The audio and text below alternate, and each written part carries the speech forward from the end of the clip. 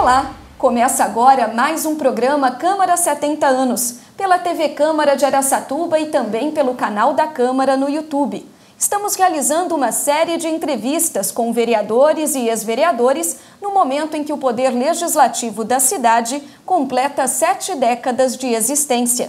O objetivo é resgatar memórias e histórias. Hoje, o nosso convidado é o administrador de empresa e ex-vereador Luiz Antônio Boato. Olá, Boato, seja bem-vindo. É um prazer, uma satisfação recebê-lo aqui. Muito obrigado pelo convite, foi muito bom.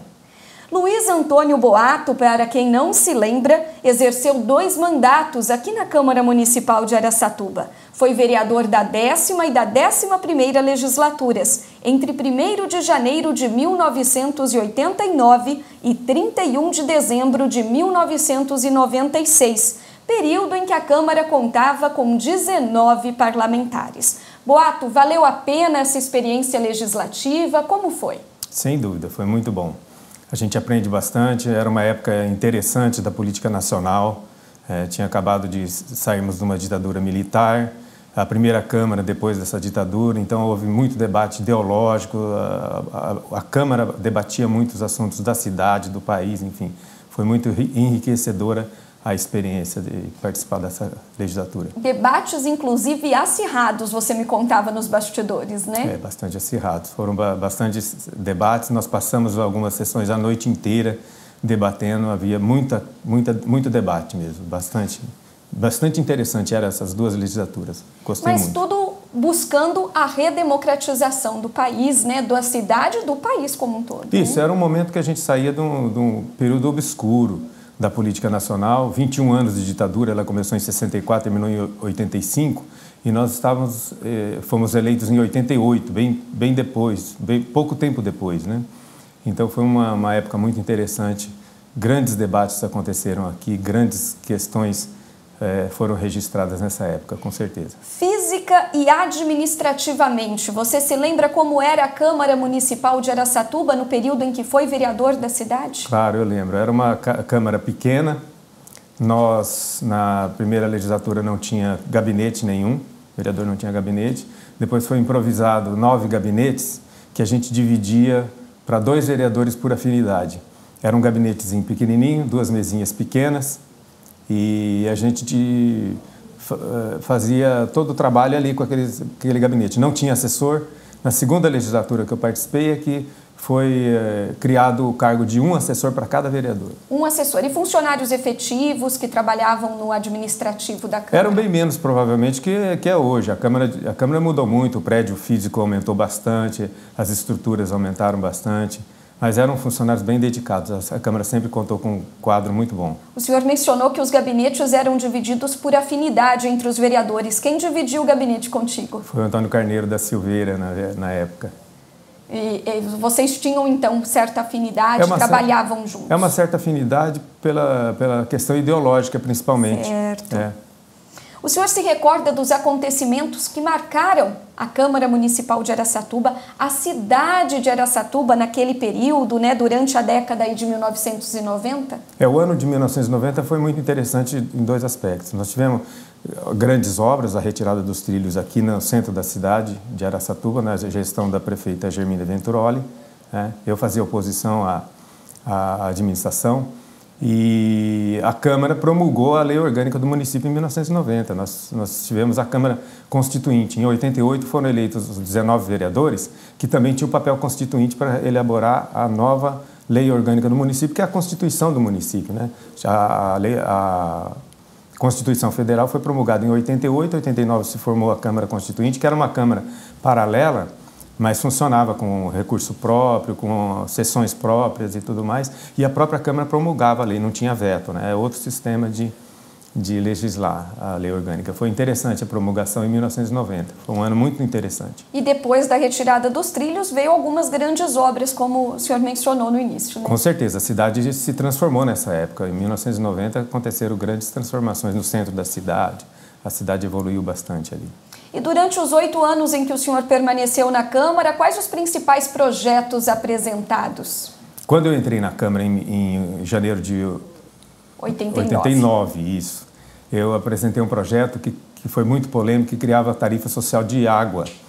À época, o salário mínimo era muito mínimo mesmo, era bem defasado. Depois desses últimos 12 anos, ele cresceu bastante em relação ao que era na época.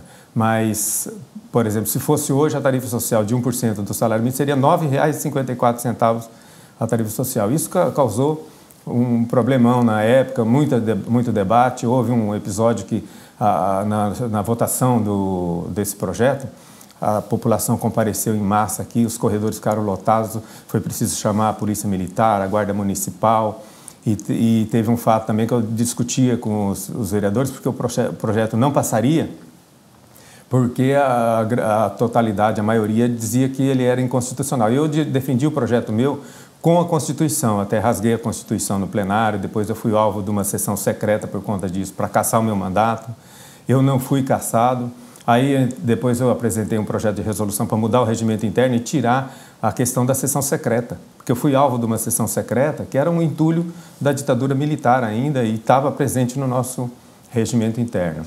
A sessão secreta acabou, eu não fui cassado. Depois eu apresentei um projeto para redução das férias dos vereadores, também foi outra polêmica muito grande na época.